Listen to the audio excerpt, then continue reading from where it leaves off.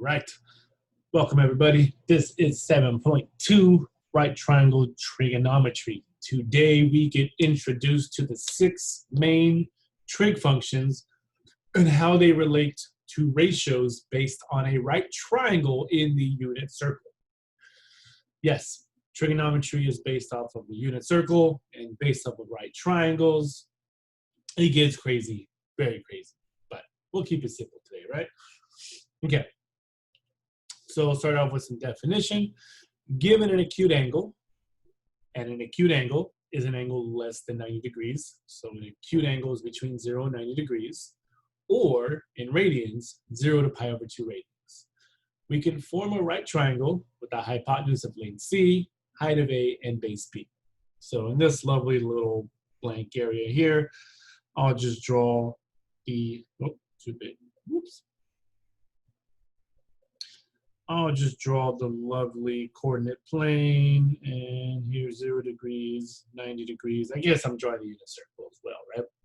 And on this unit circle, we can put a right triangle whose angle of theta is somewhere between 0 and 90 degrees, where our hypotenuse will be given by C, the height will be given by A, and the base will be given by B. Okay. And now, since we have an acute triangle with an acute angle, we know that with the right triangle, along comes the Pythagorean Theorem, which means we get a squared plus b squared equals c squared. And we know that the Pythagorean Theorem helps us solve for any side of a right triangle. Okay. Using the 3 sides of the triangle, we can form exactly 6 ratios. So looking at the right triangle above, we can form 6 ratios. I can say A over B, A over C, B over A, B over C, and C over A, and C over B. So based on the right triangle, these are the 6 ratios we can form. Okay. These ratios depend only on the size of the angle of theta and not on the triangle form. Because these ratios depend on only the angle of theta, we give each ratio a name that involves sine, cosine, tangent, cosecant, secant, and cotangent. These are the 6 trig functions. The 6 ratios of the lengths of the sides of a right triangle are called trigonometric functions of acute angles and are defined as follows. Okay, so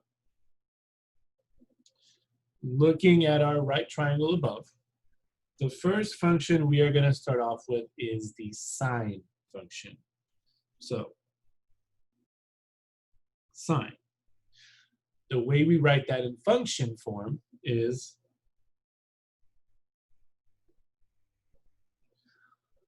sine of x, and or sine of theta, whichever there is, right? Sine of x, sine of theta. So the ratio for sine is given by the opposite side of the angle theta. So here, actually, yeah. Let me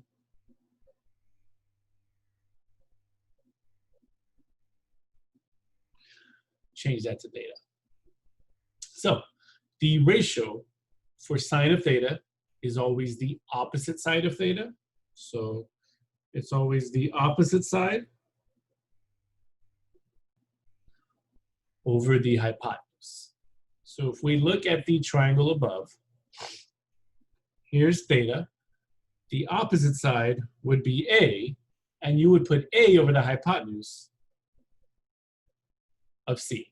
So sine is always opposite over hypotenuse, or the ratio A over C. Okay. Next function is the cosine function,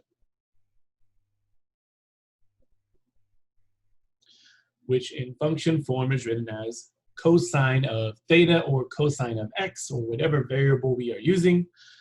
And the ratio for cosine is always the adjacent side over the hypotenuse. So looking at our angle of theta, the adjacent side would be B, and you would put it over C. So the ratio for cosine is B over C. Okay.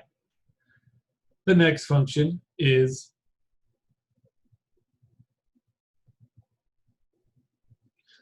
tangent. The way we write tangent is we say, oops, don't write the whole thing.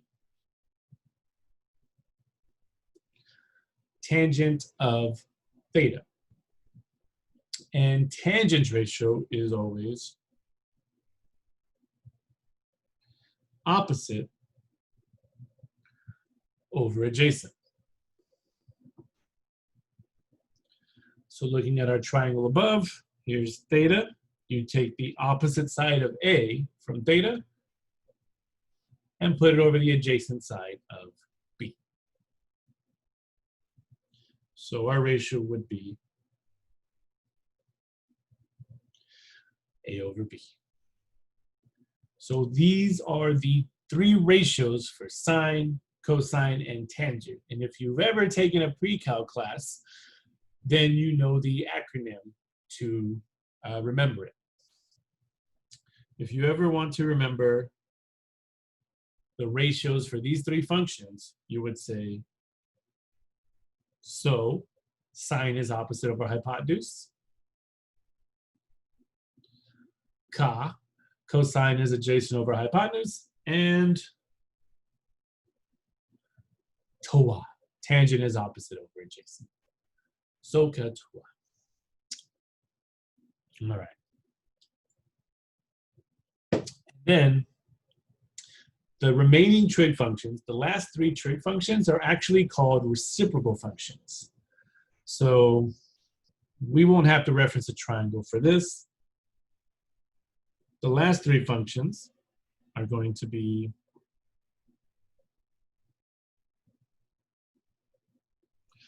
what is it? What did I say? Cosecant and secant. So cosecant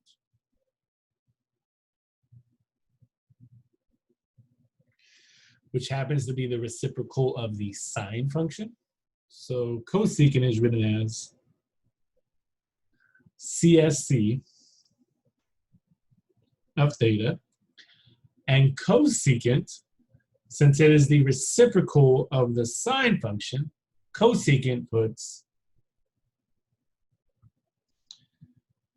hypotenuse over opposite, which gives us C over A. The next one is secant, which is the reciprocal function of cosine, which is written as secant of theta. And since it's the reciprocal of cosine, that puts hypotenuse over adjacent, which puts C over B. And the last reciprocal function is called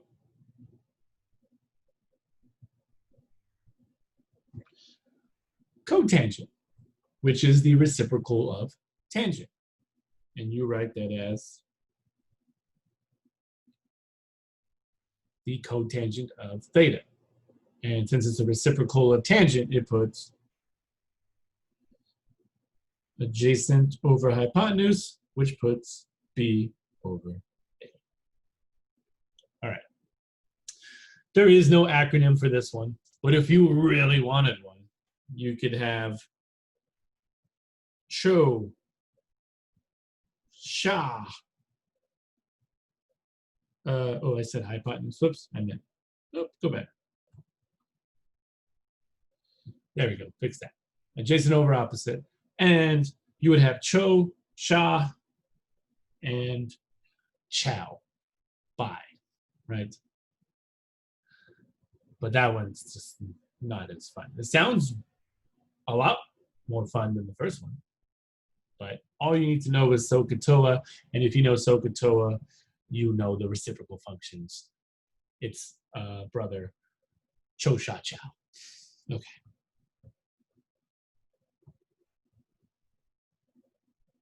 All right. Those are the 6 trig functions. Those are the only trig functions. And these will now stick with you the rest of your STEM career. Get to know them. All right. And they are formed by the ratios of a right triangle with an acute angle in the unit circle. Right? All those connections. Make all those connections. Okay.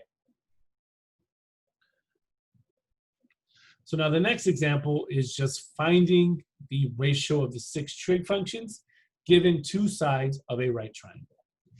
All right. After 5. Give me 1 second.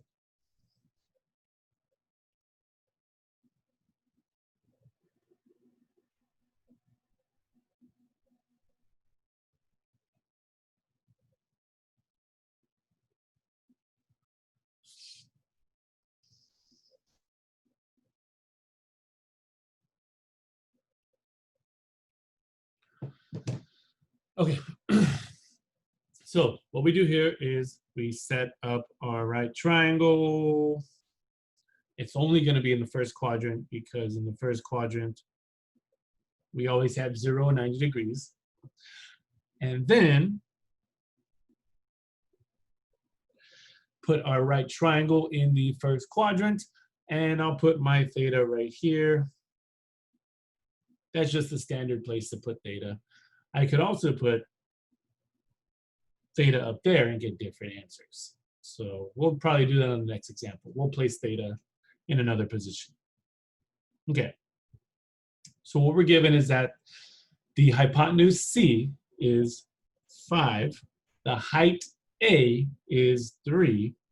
And if you know anything about right triangles, then you know that this is a special case triangle. This is a 3, 4, 5 right triangle. So this means automatically if you see 3 and 5, the other missing piece of the triangle should be 4. If you don't believe me, then you definitely have to use the Pythagorean Theorem to find the other side. But this works. A 3, 4, 5 triangle. This is a special triangle. Okay. Well, you have all 3 sides, which means we can find the 6 ratios of the trig functions. So we start with sine theta. Sine of theta puts opposite over hypotenuse. So opposite from our theta is 3, and the hypotenuse is 5. That's it.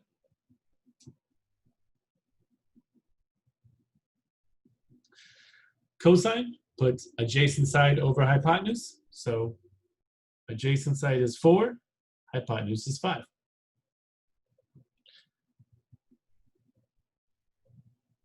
Tangent puts opposite side over the adjacent side. So you get the opposite side of 3 over the adjacent side of 4. That's it. And now you don't even have to reference the triangle anymore to get the other 6, the remaining 3 trig functions. Here you'd have cosecant theta, which would be the reciprocal of sine. So that would give you 5/3. Here you would have secant theta, which is the reciprocal of cosine, which would give you 5/4. And last, you have cotangent theta, which would give you the reciprocal of tangent, which is 4/3. And that's it. That's all we're doing. Given the 3 sides of the right triangle and the placement of theta, find the 6 trig ratios. That's it. Nothing more to it. Let's try it again. All right. And then, once again, put our triangle in the first quadrant because it's between 0 and 90 degrees. So I'll put my triangle there. But this time for kicks, I'm going to put theta up here. And now the height of my triangle is 12, so that would be 12. Here would be B, would be 5. And again, we have another special case for right triangles. If you see a 5 and a 12, then this is another special case triangle called a 5, 12, 13. And once again, if you don't believe me, use Pythagorean Theorem. So let's try it out. A squared plus B squared equals C squared. A is 12, so that would be 144 plus B squared, which would be 25, equal to C squared. Here you'd get 169 equal to C squared. And the square root of 169 would give me 13.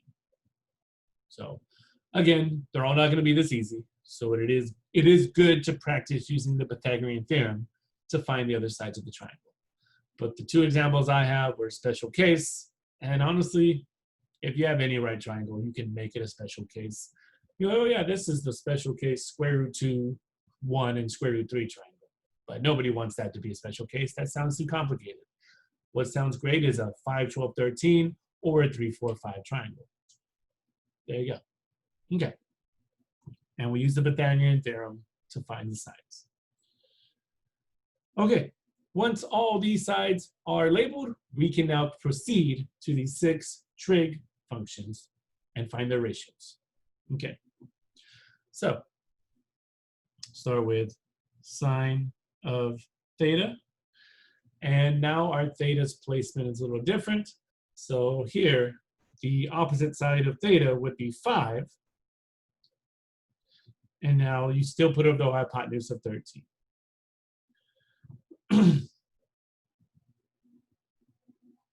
Cosine of theta, since the theta is different, we'll say that the adjacent side is now 12 over the hypotenuse of 13.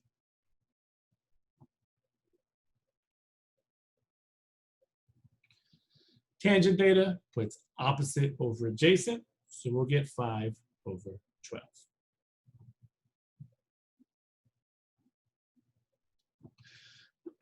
Okay, and once again, we don't have to reference a triangle anymore if we know about the reciprocal functions. So once again, cosecant is the reciprocal of sine, so you get 13 over 5. Secant is the reciprocal of cosine, so you get 13 over 12. Where are you? You dreaming? The dog. All right, the dog was dreaming. Okay. And then cotangent is the reciprocal of tangent, and you'll get 12/5. That's it. And the reason I moved theta up there, well, that still represents an angle between 0 and 90. But just showing you that wherever theta is placed, you can still find the 6 trig ratios. Just follow the ratio. The opposite over hypotenuse, adjacent over hypotenuse, etc. Okay.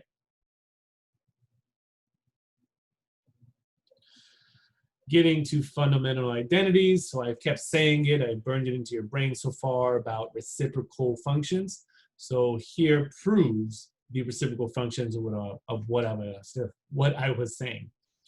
So cosecant is the reciprocal for sine. You see it's written as 1 over sine. Secant is the reciprocal for cosine, so it's also written as 1 over cosine.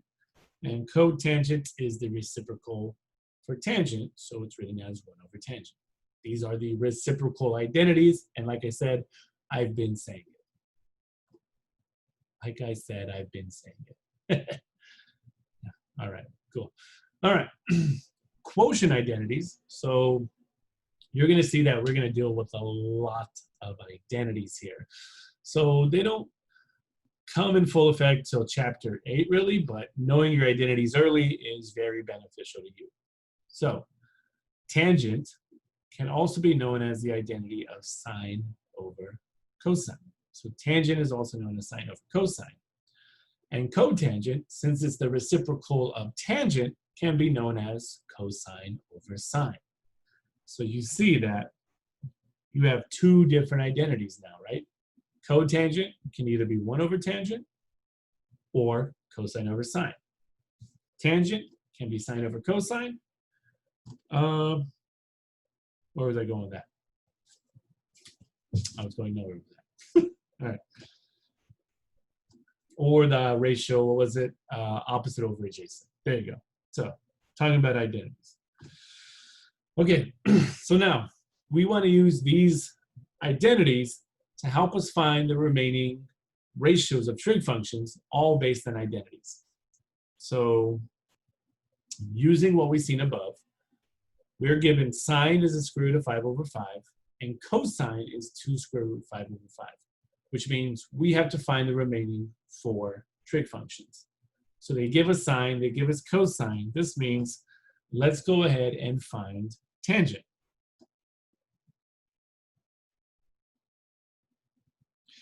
And tangent theta, its identity from above, is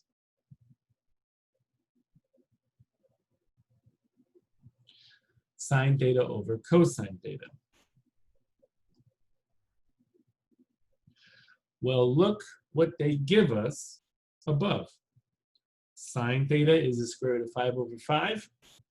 Cosine theta is 2 square root 5 over 5. So what we plug in for sine theta is the numerical value. So sine theta becomes square root 5 over 5. Cosine theta becomes 2 square root 5 over 5. And now the rest is purely algebraic. Fraction over a fraction, multiply by the reciprocal. So square root 5 over 5 times 5 over 2 square root 5. Your radicals will cancel, your 5s will cancel, and we end up with 1/2.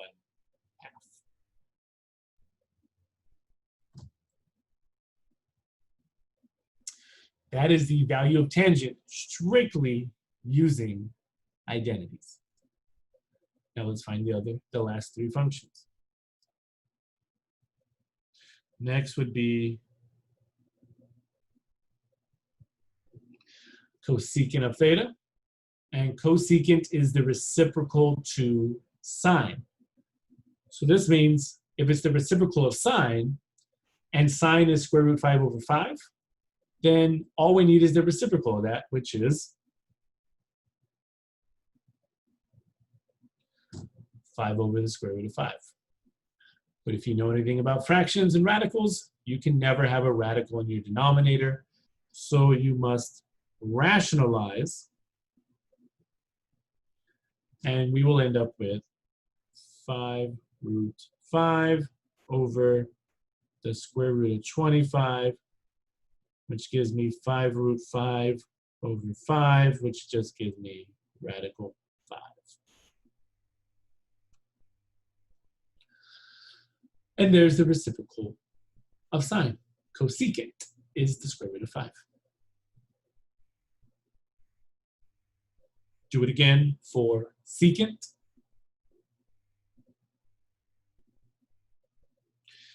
Secant is the reciprocal of the cosine function. So you go ahead and reciprocate that numerical value they've given us for cosine, and you get 5 over 2 square root 5. Once again, we can't have a radical in the denominator, so we rationalize. We multiply by square root 5 over square root 5. And you'll get 5 square root 5 over 2 times 5. These 5s will cancel, and you're left with square root 5 over 2.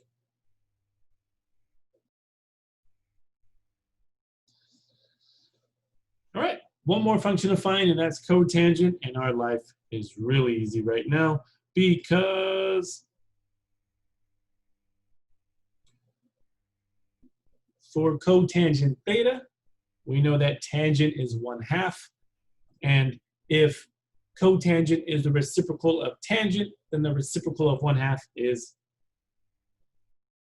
2. That's it.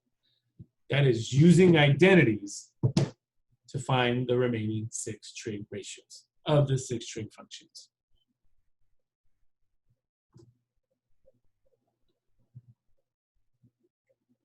Okay. Try it again one more time. Actually, you can do it by identities, which we did above. You can also still do it by using the triangle method. So for number 2, I'll show you how to do it using right triangles. Look at that. More methods to the madness, right? Okay. So let's draw our unit circle. There's 0 degrees, there's 90 degrees, and let me plot my right triangle. Here's my theta, I'll put it there. And it says that sine is 1/2. Now here's where you connect the ratios to the right triangle. Sine is opposite over adjacent.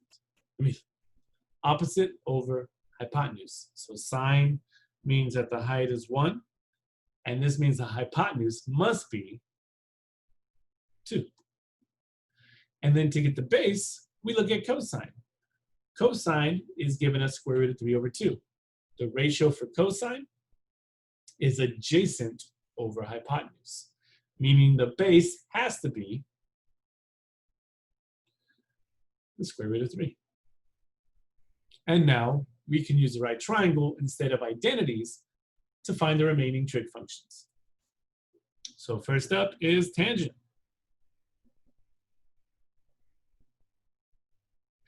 And looking at the right triangle, tangent puts opposite of theta over adjacent.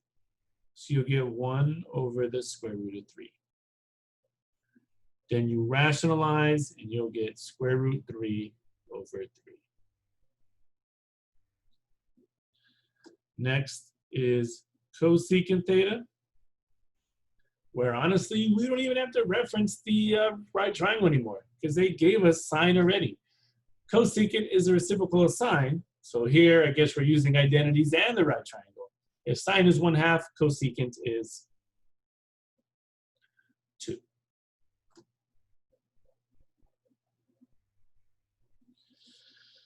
Secant theta is a reciprocal for cosine. So look at cosine. If cosine square root 3 over 2, then secant is 2 over root 3. You have to rationalize and get 2 square root 3 over 3. And then last one is cotangent.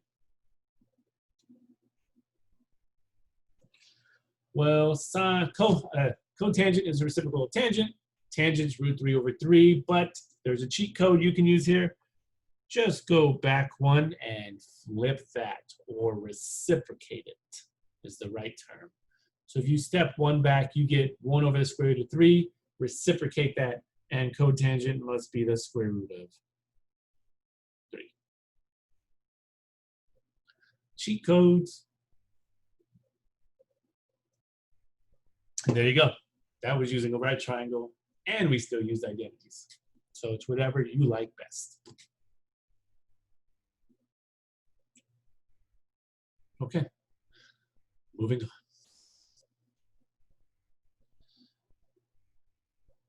Oh, this is my favorite page. All right. So we are going to create our own trig identities today by manipulating the Pythagorean theorem.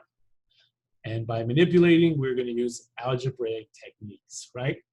But before I do that, I'm going to rewrite the trig ratios that we got from the first page. I think all I need is sine, cosine, and tangent, I believe. So I know, just sine and cosine, that's it. So sine's ratio was A over C, and cosine's ratio was B over C. And I'm getting those from the very first page. Okay, so what we're saying is take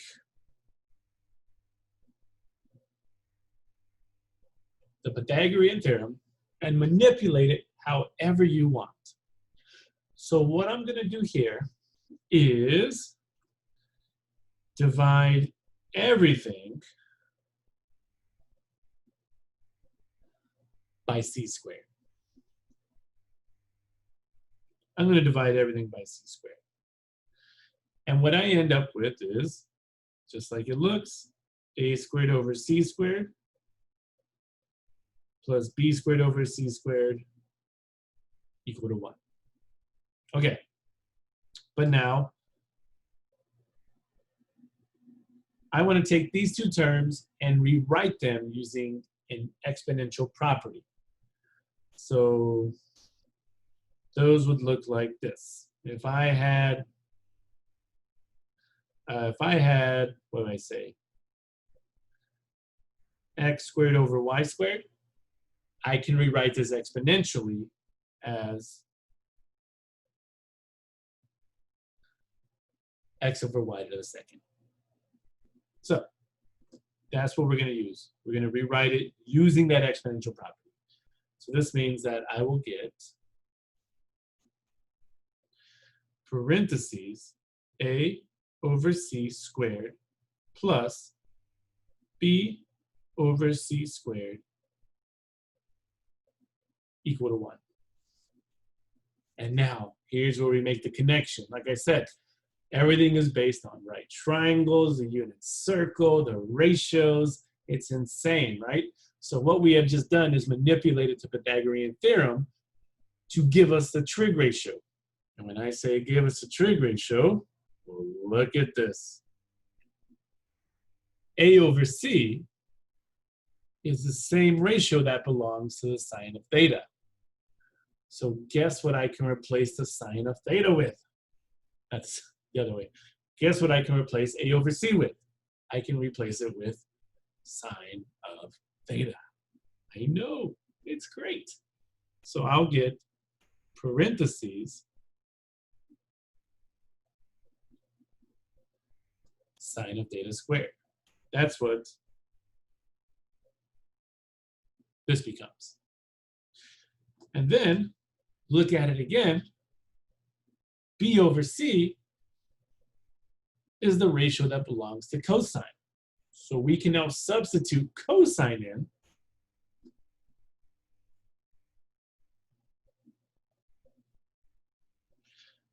for the ratio B over C. And this becomes that. We've just made connections from right triangles, Pythagorean theorem, to trig functions. Insane, right? I keep saying insane. And now you have your first trig identity. This one's very important. Sine squared theta plus cosine squared theta, and this is how you properly write it. When we square a trig function, we don't say cosine theta squared. We say cosine squared theta, like we wrote here. And that is equal to 1.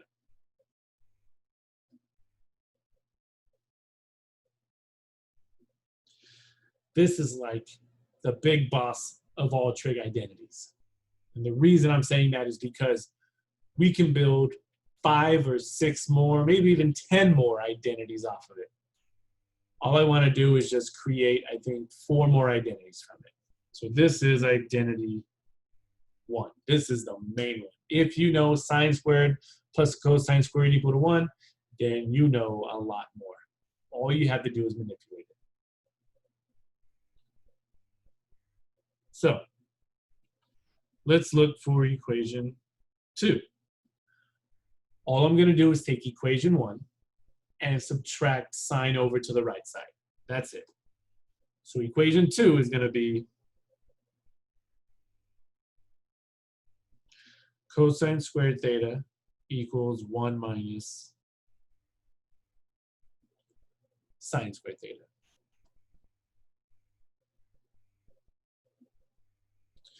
There's equation 2, which means equation 3 has to be as easy as equation 2.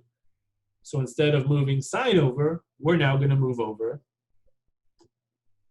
cosine, which means you get sine squared theta is equal to 1 minus cosine squared theta.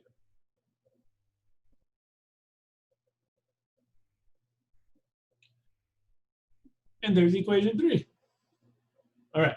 Like I said, I wanted to build 2 more. So to build the last 2, equation 4, all right here. So we have added and subtracted cosine and sine to the left or to the right. Now what I'm going to do is for equation 4, I'm going to divide everything by sine squared. So for equation 4,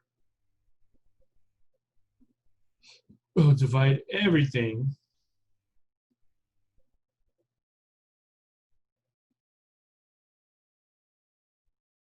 by sine squared. Am I going to need more room? Yes. So actually, let me erase this. I'll fit it back.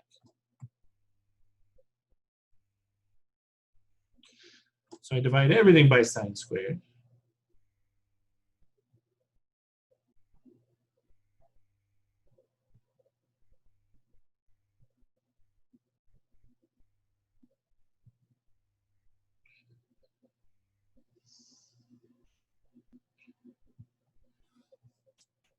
And over here,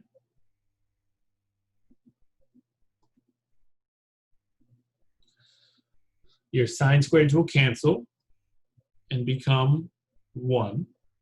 So you'll get 1 plus, over here, cosine over sine, if you go back and look at your reciprocal identities, your quotient identities, cosine over sine becomes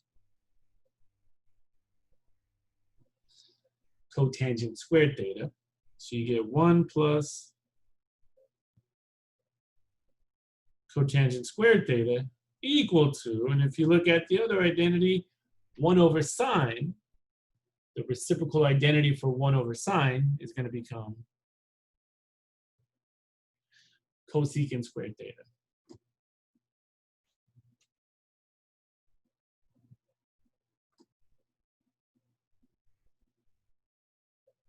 And there's equation 4, which means equation 5 can't be that hard either, because now instead of dividing by sine, we're going to divide by cosine.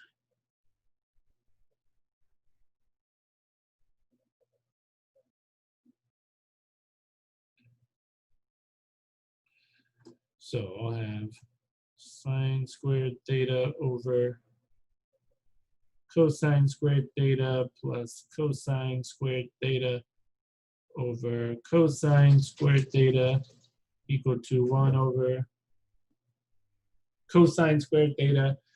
And now this 1 sine over cosine becomes tangent squared theta. So I'll get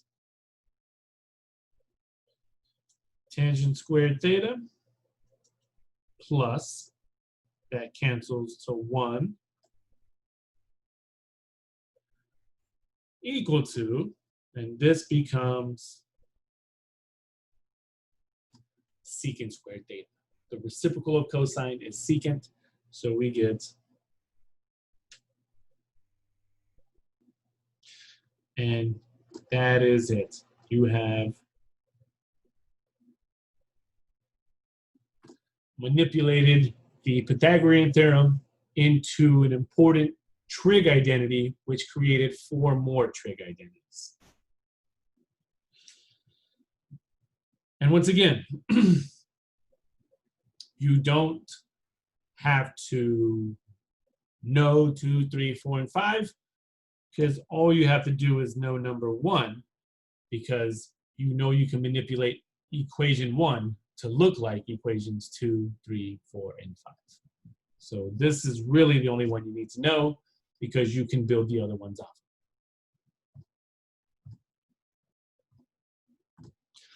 All right, marvelous. So that's some great manipulating, right? Changing the Pythagorean theorem into something actually trigonometric. All right, keep going. So the next one is finding the exact value of a trig expression using identities. All right, so here we just want to simplify trig expressions using identities. So tangent of 20 will remain the tangent of 20 degrees, but sine over cosine is known also to be the identity of tangent of 20 degrees. So we would get tangent of 20 minus tangent of 20 degrees, and since they're the same, we're going to get 0. Oh, and that was just option 1. Option 2 would have been change tangent of 20 into its quotient identity of sine 20 over cosine 20, and minus it from sine 20 over cosine 20, and we still get 0. Identities are fun and crazy at the same time. So just know that there's multiple ways to work it. Okay. Second one, sine squared of pi over 12 plus 1 over secant squared of pi over 12. All right, so sine squared of pi over 12 will stay the same. But 1 over the secant squared of pi over 12, remember that secant squared is the reciprocal of cosine. So I can rewrite this one as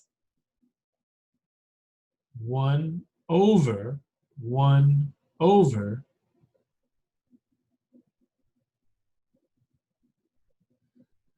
cosine squared of pi over 12. 1 over cosine squared of pi over 12. And now you have a fraction over a fraction, which means you will multiply by the reciprocal. So this means that actually, let me move this down. And done, and done. Okay. All right, no, we're good, we're good, we're good. There we go. Okay. And if I reciprocate the above, you get cosine squared of pi over 12. Well, this looks like cosine, oops, not cosine. It doesn't matter, but I'll write it the right way. This looks like sine squared of theta plus cosine squared of theta.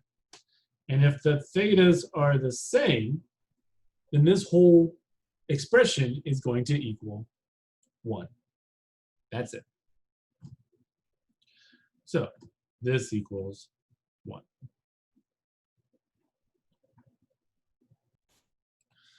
Okay, there would be another way to work this, but it'd probably make it more difficult than it already looks. So this is the easiest way to work this one. Okay. So that's good enough. we'll just say that was option 1, and that was it.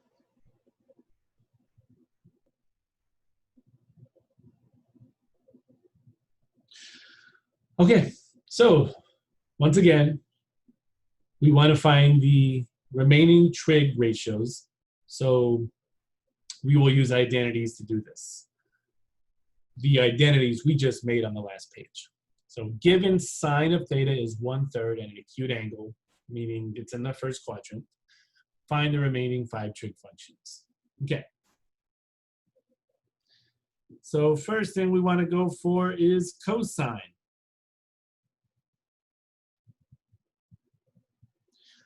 Well, if you go back to the identities page where we made those 5 identities, cosine squared theta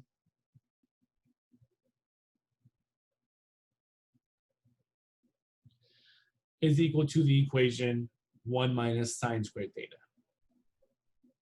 And we can use this identity to help us solve for the ratio of cosine because we know the value of sine. So what we're going to do is plug in the value of sine, which happens to be 1/3. Just do not forget to square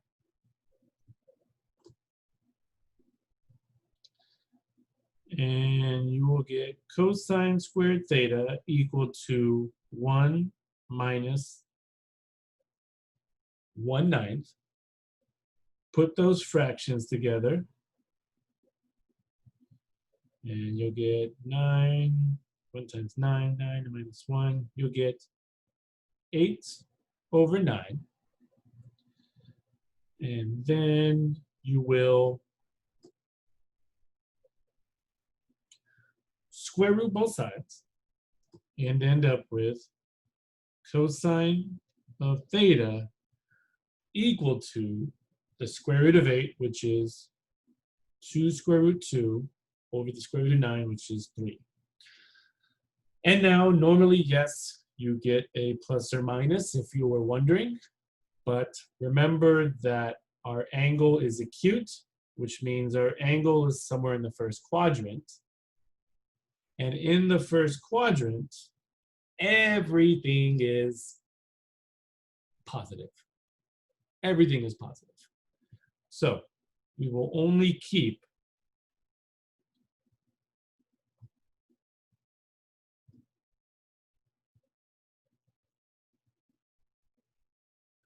the positive one. All right, which means you have now found cosine.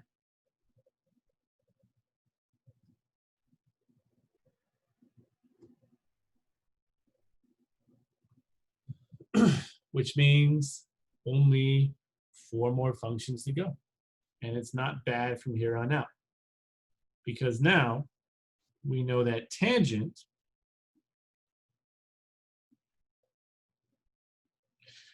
is known as sine over cosine.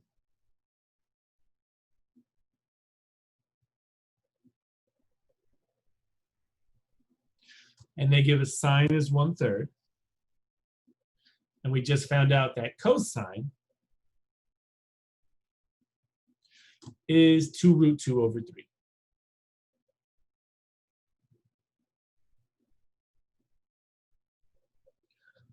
Multiply by the reciprocal, you get 1 over 2 root 2, and we'll get root 2 over 4. All right, and now since you have sine, cosine, and tangent, everything else should be a breeze from here.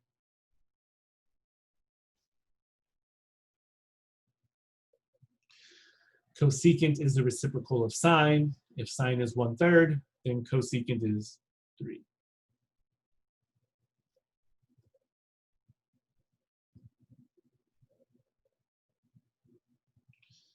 Secant is the reciprocal of cosine. If cosine is 2 square root 2 over 3, then secant will be 3 over 2 square root 2. If you rationalize, you'll get 3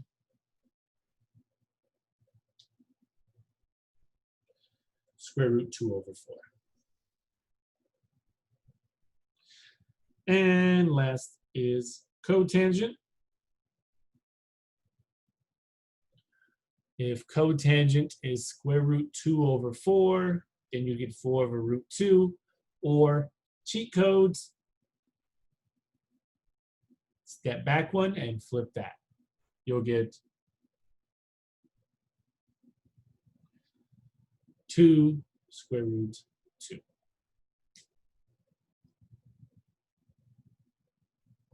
Okay.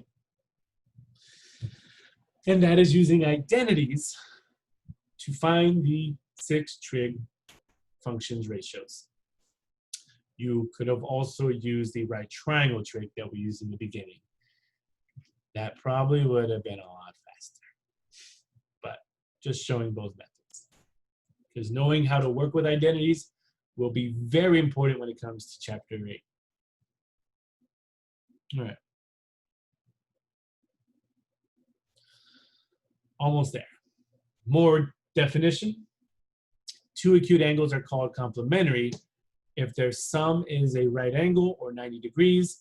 Because the sum of the angle of any triangle is 180 degrees, it follows that for a right triangle, the sum of the acute angles in a right triangle is 90 degrees. Therefore, the 2 acute angles are called complementary. The functions sine and cosine, tangent, cotangent, secant, cosecant are called co-functions of each other. They're co-functions of each other, right? They're reciprocals of each other. So we want to show co-functions identities based on a right triangle. So what I'm going to do here, let me just draw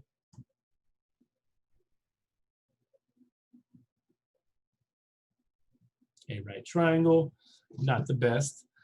And I'll put angle A here, angle B here, and we know this is 90 degrees. Okay, and then labeling my right triangle, I'll have, let's see, I'll have B, A, C. So this is just a standard right triangle with an acute angle. And now let's go ahead and find the 6 trig functions ratios and what it means to be a complementary function and a co-function. So in the first box, let's see, zoom in as much as I can. There we go. In the first box, I'll say, what is the sine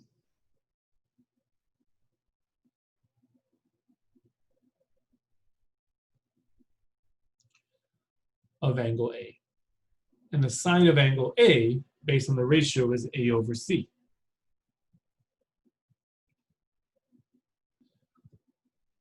Well, sine's co-function is cosine. So A over C, the ratio A over C,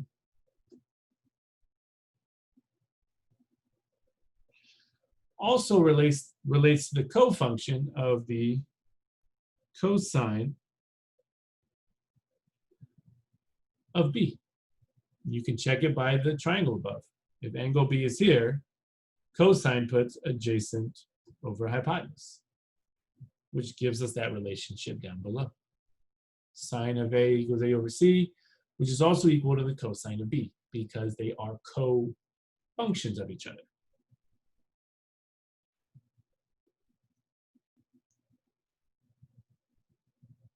There we go. And then we'll say, what is the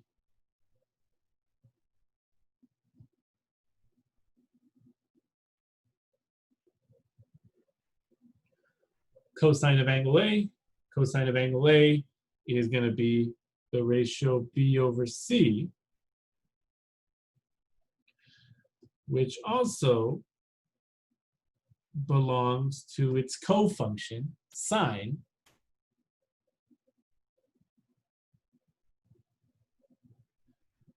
of angle B.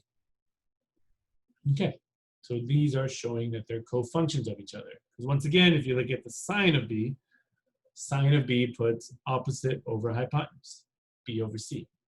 So cosine of A shares the same ratio with the sine of angle B. 1, because they're cofunctions, and 2, because they're complementary. And then we do it again for tangent. You would say, what is the tangent of angle A? And the tangent of angle A would put opposite over adjacent, A over B, which would go with the cotangent of angle B,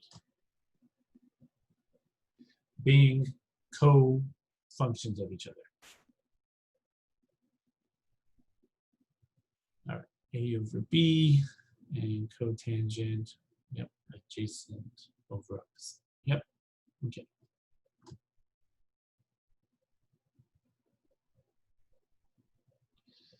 That's fine, go out of the box. And then the rest is just all reciprocals. So we can say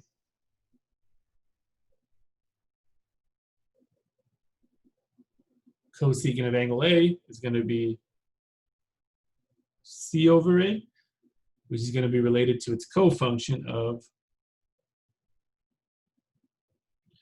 secant of angle B.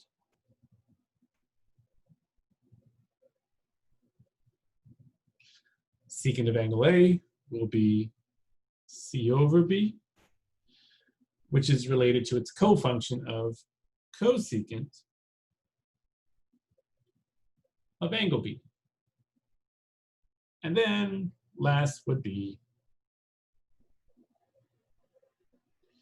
cotangent of angle A would be B over A, which is related to the tangent of angle B.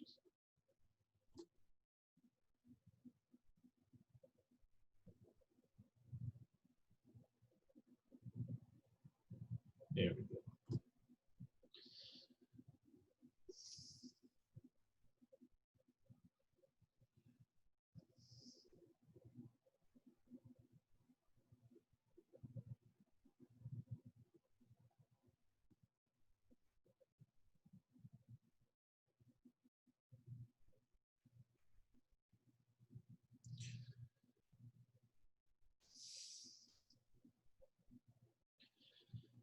And there we go. So again, this is just to show the relationship between cofunctions and complementary angles, right? So A and B would be complementary because they make their sum is 90 degrees, and A and B, depending on which functions we use, will have cofunctions, and those ratios would be the same. That's all we did here, because this actually leads to something else called the Complementary Angle Theorem, which is our last page. All right. So going off of the cofunctions, everything we did last time, cofunctions of complementary angles are equal. So the sine of 30 would also be equivalent to the cosine of 60. Tangent of 40 would be equal to the cotangent of 50, and secant of 80 would be equal to the cosecant of 10. So how do we get these relationships other than drawing a right triangle? Well, we are given this lovely chart. So if you have complementary angles and your functions are cofunctions, then we know that since they're complementary, their sum is 90 degrees. So if you're given sine of theta to find the cofunction, cosine's angle, you would take cosine and do 90 degrees minus the angle of sine.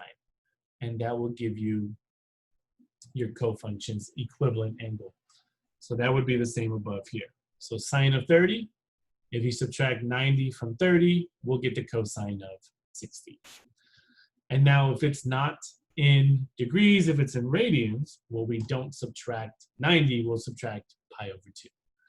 So sine of theta would be cosine of pi over 2 minus theta. And that's it. And you would do those for all the functions. So this is complementary angle theorem. And let's try it below. So sine of 62 degrees We know that sine's cofunction is cosine. So this would become the cosine of 90 degrees minus 62 degrees, which would give me the cosine of 28 degrees. So what we're saying is that the sine of 62 degrees and the cosine of 28 degrees share the equivalent values. That's it. They are both equivalent, only because they're complementary and they are cofunctions.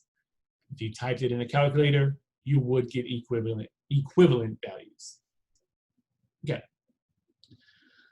That's it. That's all we had to do. Go from one function to the next. The next one, secant of 28 degrees.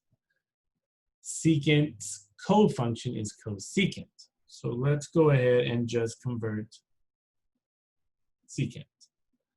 So secant of 28 can become the cosecant of 90 degrees minus 28 degrees.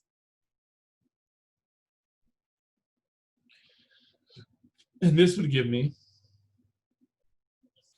the cosecant of 62 degrees minus the cosecant of 62 degrees, and we would get 0. That's it. I could have changed cosecant into secant, and our answer would still be 0. All right.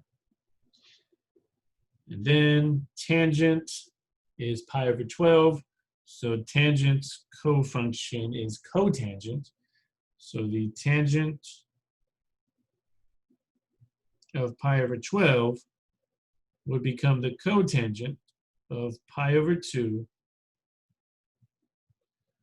minus pi over 12.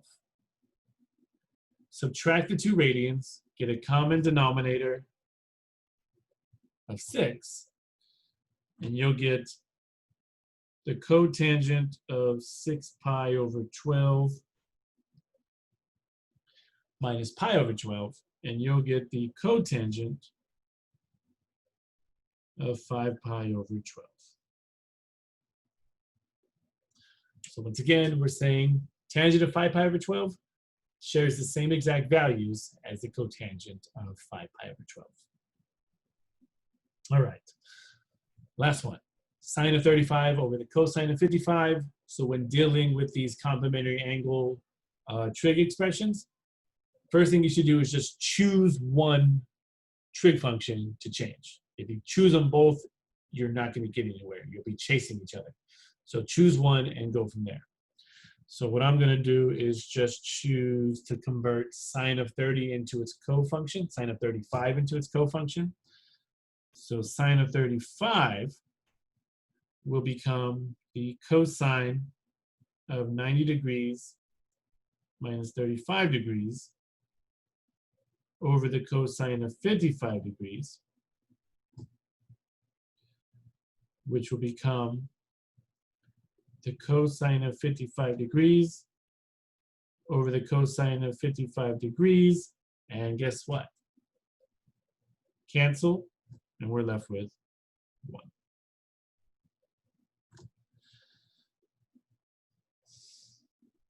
And that's it. That's 7.2. Complementary angle theorem, cofunctions, identities. The main takeaway from this lovely page is just know identity 1. If you know equation 1 or identity 1, you know how to form the other 4. And we were introduced to the 6 trig functions and their ratios, all based on right triangles, Pythagorean theorem, and the unit circle. Lovely connections, right? All right, that's it. Till the next one.